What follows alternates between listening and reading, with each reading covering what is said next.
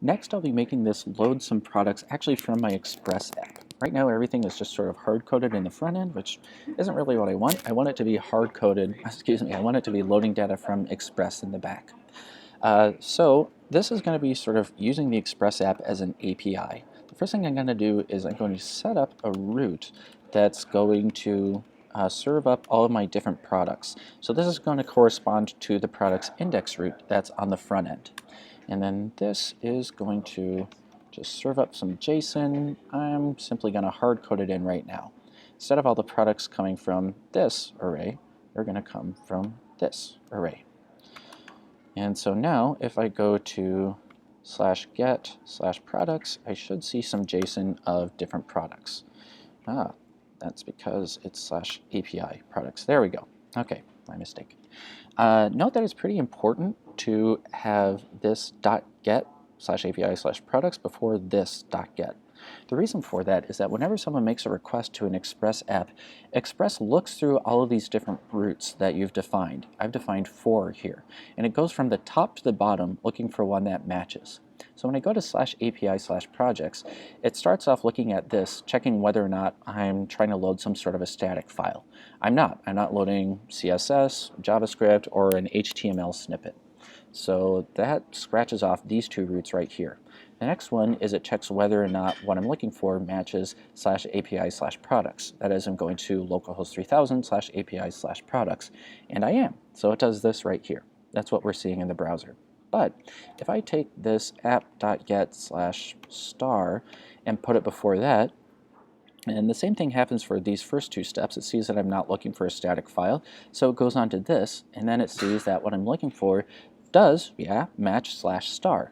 And so it just shows me this plain tag anything page. That's because star is a wildcard, meaning match anything. So it's going to match anything that comes after /. If I do bananas, then it's going to match that as well, which isn't what I want. Remember, Express looks from the top down when looking for routes that match. So this get star, whoops, I'm hitting Command X instead of Command Z. That /star, that should be the very last thing. It's sort of the last resort for Express. So now if I go to /API/products, I should be all good to go. And I see it's spitting out this JSON right here. So now what I want to do, now that I have a place that's serving up some JSON, now I want to be able to load that in my front end. So I'm going to use that, or do that, using something called ng-resource. That's another thing I'm going to have to install with Bower. So I'm going to do Bower install --save Angular resource. And that's downloading it. And if all went well, it should install it into this Bower components folder. Let's see if Angular resource is there. It is. So as I did with UI router, I'm going to need to include this on my main index.html, script source /angular resource, and then it looks like it's called angular-resource.min.js. All right, and now that I've loaded that, now I need to inject it as a dependency into my app, ng-resource. Notice the capital R. Also, I should have mentioned, notice the period in that. JavaScript is pretty picky about what these are called. But now that I have that, now I should be able to create a factory. I'm going to create a product factory. So this will be called product, and it'll go into product factory. A factory is sort of a way of storing data in Angular, a way of storing it so that it's available to all of the different controllers in your app. If you're familiar with Rails, it's an awful lot like a Rails model. It's a way of accessing data and making that data available to all the different controllers in your app, and indirectly, through that, all of the different views in your app. Let's see, so I'm going to define this factory here, function product factory. And then into this, I'm going to inject something that I got from ng-resource. That is this $resource thing.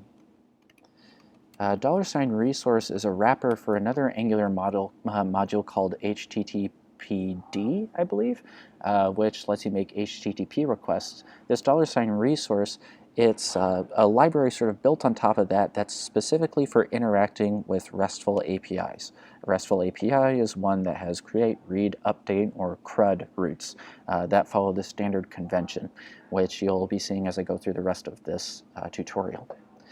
So what I'm going to do in here is I'm going to define product, and it is going to equal resource. And in here I put the URL at which this resource can be found. That is what I defined right here. So /API/products, and that's good enough for right now. So now I'm going to return product. You have to return something out of a factory. And so in this case, I'm going to return this $resource thing I made right there. Now that I've created that, now I can inject this factory into my other controllers. So I'm going to do $inject, and then it needs to match whatever the name of the factory was here. In this case, that is product. And now I have access to product in here. So now I should be able to load all of my products by doing product.query. Query is a built-in $resource method. I think if I go back to the main page of this app, it will show me all of my different products. Let's see. Yep, showing 3. 1, 2, 3. And if I go and add another one just for kicks back here, name product 4, it should update automatically with that one as well, and it does. So that's pretty good. I'm going to make it so that well, actually, I think I'm going to stop there for this commit. So what I've